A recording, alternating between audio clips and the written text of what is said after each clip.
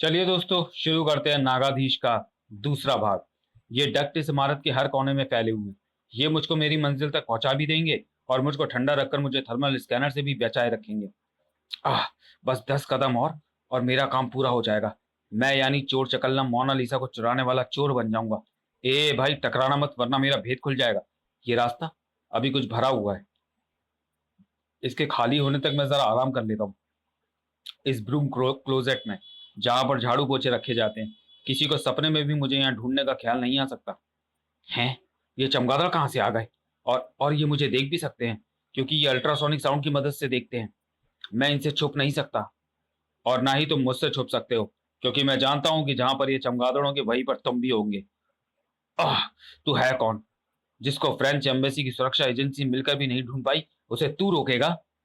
तुझे तो मैं 1 सेकंड में खत्म कर दूंगा, वरना इतनी आवाजें सुनकर सिक्योरिटी गार्ड्स भी यहाँ आ धमकेंगे। या आह, जोर का झटका लगे जोर से। अब पंगा मत लेना चकलम चोर से। हाथ भी लगाए तो इस बार राख में बदल जाओगे। ऐसा है तो मैं तुझे हाथ नहीं लगाऊंगा। लकड़ी पर तेरा करंट काम नहीं करेगा चकल्लम चोर। आह, रुक जा, वही रुक जा, वरना मैं इस बेशकीमती पेंटिंग के चित्रे कर दूंगा। अगर ये मेरे हाथ नहीं लग सकती तो किसी के पास भी नहीं रहेगी। अरे वाह, ये धमकी एक बार फिर काम कर गई, काम आ गई। इस बार मैं तुझे नहीं छोड़ूंगा, और तू मुझ पर वार नहीं कर पाएगा, क्योंकि मुझे ढूंढ सकने वाले चमगादड़ भी एक एक करके बेहोश हो चुके हैं। अब मैं तुझे, अरे कहाँ गया? मैं यहाँ हूं चकल्लम। अरे, अरे आवाज सामने से आ रही है, पर तू दिख क्यों नहीं रहा है? क्यों, गायब होने का लाइसेंस क्या सिर्फ तेरे पास है? लेकिन उसने तो कहा था कि सिर्फ एक ही कॉस्ट्यूम है, ऐसा सिर्फ एक ही कॉस्ट्यूम है जो वह, और वह कॉस्ट्यूम उसने खुद बनाया है। मुझे गायब होने के लिए कॉस्ट्यूम की जरूरत नहीं है। आओ, पीछे भी नहीं है। मैं यहाँ हूँ चकल्लम। भूत है, ये भूत है। ये तो बिना कॉस्ट्यूम के गायब हो सकता है, और मुझे गायब मतलब अदृश्य रूप में भी देख सकता है। देखूंगा कैसे नहीं, गीले फर्श पर तेरे जूतों के निशान जो दिख रहे हैं। अब मेरा स्टैंड पर चिपकाया गया माइक्रोफोन फिर से काम आएगा। अब जिंदा रहना चाहते हो तो मोनालिसा को नीचे रख दो। रख दिया। चकलम के हाथों से अलग होते ही मोनालिसा फिर से साफ नजर आने लगी। लेकिन चक चकल्लम ने अपना मौका ताड़ लिया था। यही मौका है, अब मैं इस भूत से बचकर भागूं। ये तस्वीर संभालने के चक्कर में यहाँ रुक जाएगा और मेरे पीछे नहीं आएगा। खैर कुछ भी हो, मेरा काम तो हो ही गया है। ओए कौन है? ब्रूम क्लोजेट का दरवाजा खुला है, कोई इसी से बाहर आया है। चलो अंदर चलकर देखते हैं। अरे, मोनालिसा तो यहाँ पड़ी है, ये यहाँ पर कैसे आ गई? कैसे भी आई है, थैंक गॉड की पेंटिंग हमको वापस मिल गई। लेकिन लगता है कि चकल्लम हाथों से निकल गया है। एक और हाई फाई चोरी का प्रयास, और चोर किसी को नजर नहीं आया। आखिर ये हो क्या रहा है? रहस्यमय चोरियों का कारण ये था, चोर नंबर 1 को ढूंढने की एक प्रतियोगिता। एक दिन बाद $10 मिलियन का ये कॉन्ट्रैक्ट मुझे ही मिलना चाहिए मैडम। मैं अक्षरधाम से मूर्तियां भी ले आया, और किसी ने मुझे देखा तक नहीं। इसका काम तो आसान था मैडम। मेरे जैसा पुलिस हेडक्वार्टर में घुसने का काम करता तो इसको पता चलता। अक्षरधाम के अक्षरधाम में 20 पुलिस वाले थे, तो पुलिस हेडक्वार्टर में 500। सही है कि मैं हीरे नहीं ला पाया, पर मैं उन तक पहुंच तो गया था। कॉन्ट्रैक्ट का असली हकदार चकल्लम है मैडम। आपने मुझसे पेंटिंग चुराने को कहा था, लाने को नहीं कहा था। पेंटिंग तो मैंने सफलता से चुरा ली थी। अगर आप उसे लाने को कहती तो मैं उसे भी ले आता। Shut up, shut up, shut up. Akshardham और पुलिस हेडक्वार्टर सिक्योरिटी कैमरों ने तुम दोनों की फोटो खींच रखी है। वांटेड अपराधी बन चुके हो तुम दोनों शातिर चोर। और तू चकल्लम, बड़ी बड़ी डींगे हाँक रहा है, जैसे कि तुझे पता ही नहीं है कि तू ध्रुव से पिट कर आया है। अरे तेरी ड्रेस में मैंने कैमरा भी फिट कर रखा है। मैं हार गई, हार गई। 100 चोरों का टेस्ट लेने के बाद मैंने उनमें से इन तीनों को छांटा था, लेकिन ये तीनों भी बेकार और निकम्मे निकले। अब मैं क्या करूं, कहां से लाऊं वो महाचोर जो मेरा काम कर दे? क्रैकर को याद किया होता तो ये फिजूल की कवायद नहीं करनी पड़ती मिस केलर। कौन हो तुम? कहा ना, cracker, greatest thief of the world. कुछ दोस्तों से पता चला कि तुम दुनिया का नंबर 1 चोर ढूंढ रही हो। बस मैं तुमको टेंशन देने के लिए, दर्शन देने के लिए ब्राजील से दौड़ा चला आया। लेकिन तुम अंदर कैसे आ गए? इस हवेली के बाहर तो, बाहर 15 गार्ड तैनात हैं। 4 मेन डोर पर हैं, 11 कॉरिडोर में है, पहली मंजिल पर 7 गार्ड तैनात हैं, पूरी हवेली में 27 खुफिया कैमरे लगे हैं। यहाँ से भागने के लिए 4 खुफिया रास्ते हैं। और बस बस बस, पूरी पोल मत खोलो, हम तुमसे बहुत प्रभावित हुए। इतने गार्ड, कैमरों और सिक्योरिटी सिस्टमों का चकमा देकर मेरे इस हॉल तक पहुंचना मामूली काम नहीं है। लेकिन तुम कैसे इस तुम ये कैसे साबित करोगे तुम चोरों के चोर हो, बेस्ट चोर? तुम्हारी लैब से वे सारे गैजेट चोरी करके जो तुमने उन 3 छोटे मोटे चोरों को दिए थे, और इनके जन दम पर चोरी करके वे अपनी काबिलियत का दम भर रहे थे। हंस क्यों रही हो मैडम मिस किलर? इस हवेली में घुसकर यहाँ तक पहुंचना ही मुश्किल काम जरूर है मिस्टर क्रैकर, लेकिन मेरी लैब में घुसकर चोरी कर पाना असंभव काम है। मेरी लैब तक जाने वाले एकमात्र कॉरिडोर में इलेक्ट्रिक शॉकर फिट है, लेजर ग्रिड फिट है, कॉरिडोर को हिलाने वाला क्वैकर लगा है। क्वैकर मतलब हिलाने वाला। अब लैब के दरवाजे में 1200 वोल्ट का करंट दौड़ता है। उसमें 3 अलग अलग सिक्योरिटी अलार्म लगे हैं। 25 लीवर वाले 4 इलेक्ट्रॉनिक लॉक लगे हुए हैं। दरवाजों के ठीक अंदर लेजर गाइडेड मशीन गन लगी है, वो भी 4 4। और मेरे सारे गैजेट मेरी बेसन की सेफ में रखे हैं।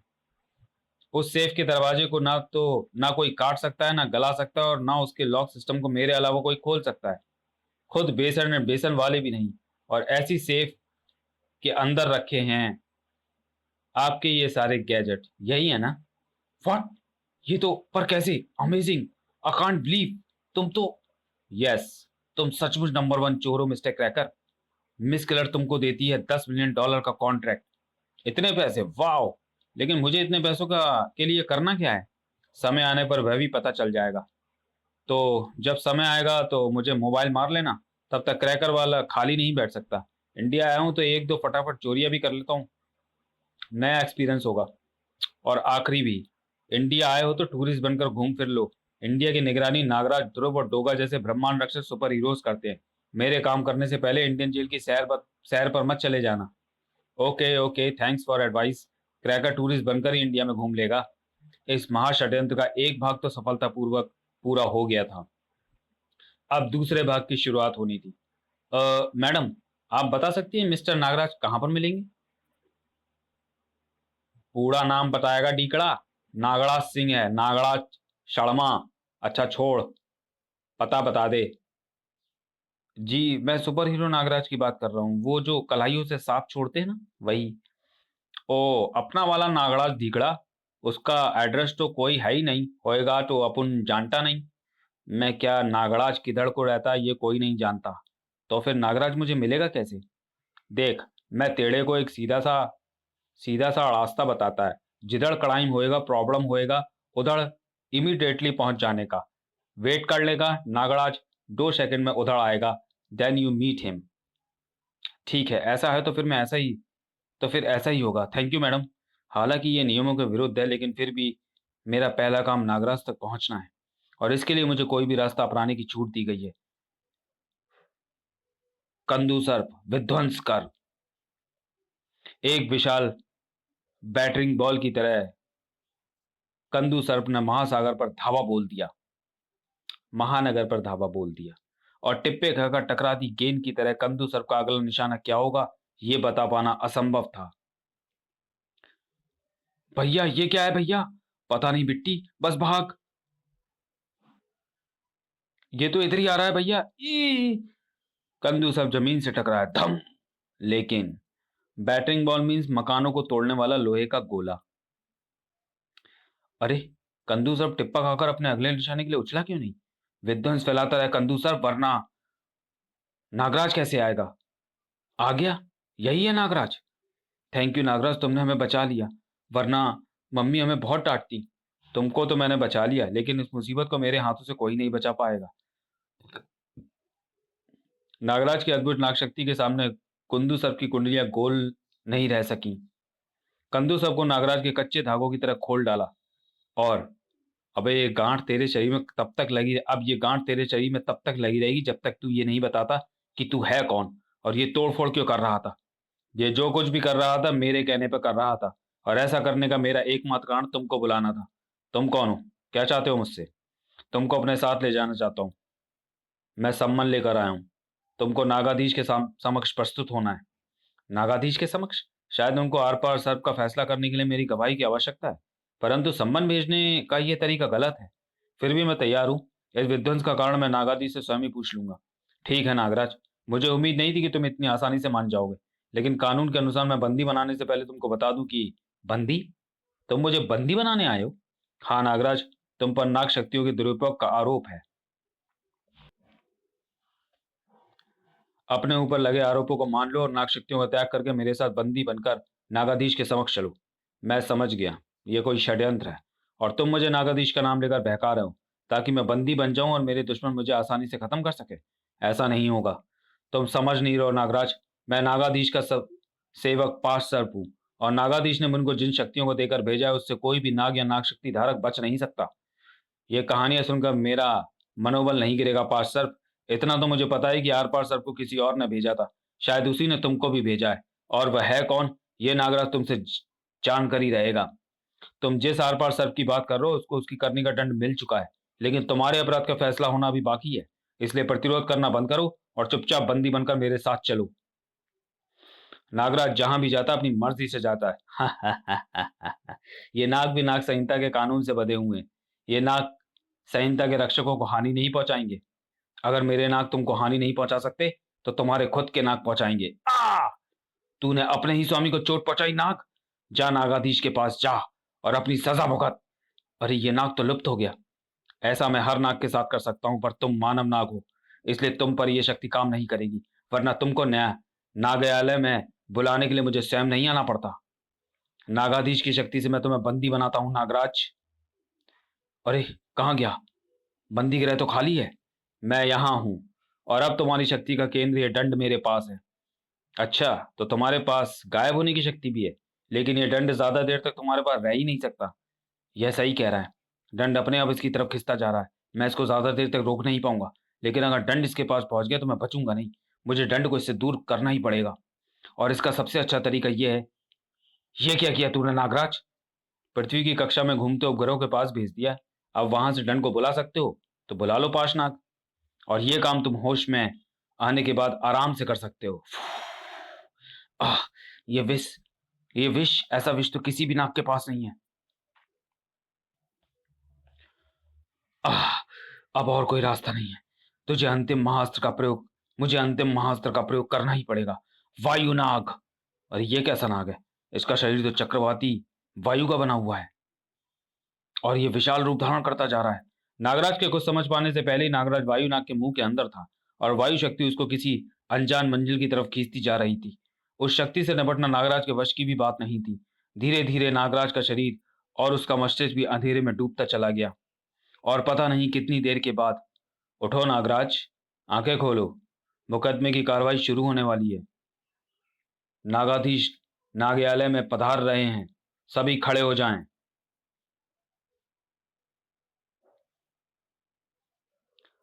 कृपया आप सभी बैठ जाएं। नाग्यालय की कार्रवाई आरंभ होती है। पहली सुनवाई आरंभ हो।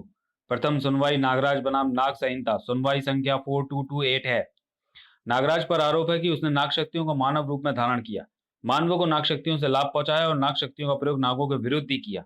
और ये तीनों ही कार्य नाग संहिता की धारा 138 का के अनुसार आपराधिक श्रेणी में आते हैं। आरोप तय हो चुके हैं। आरोपी नागराज को न्यायालय में प्रस्तुत किया जाए। नागराज न्यायालय में हाजिर हो। नागराज को उस पर लगे आरोप सुनाए जाएं। उसकी आवश्यकता नहीं है माननीय नागाधीश। मैं अपने ऊपर लगे आरोपों को सुन चुका हूं और उन सभी आरोपों से इनकार करता हूं।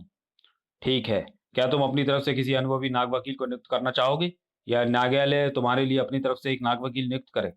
मैं अपना बचाव खुद करूंगा, परंतु उससे पहले मैं यह जानना चाहूंगा कि यह आरोप मुझ पर किसने लगाए हैं। यह आरोप तुम पर आर पार नामक सर्प ने लगाए हैं, जिसको सजा दी जा चुकी है।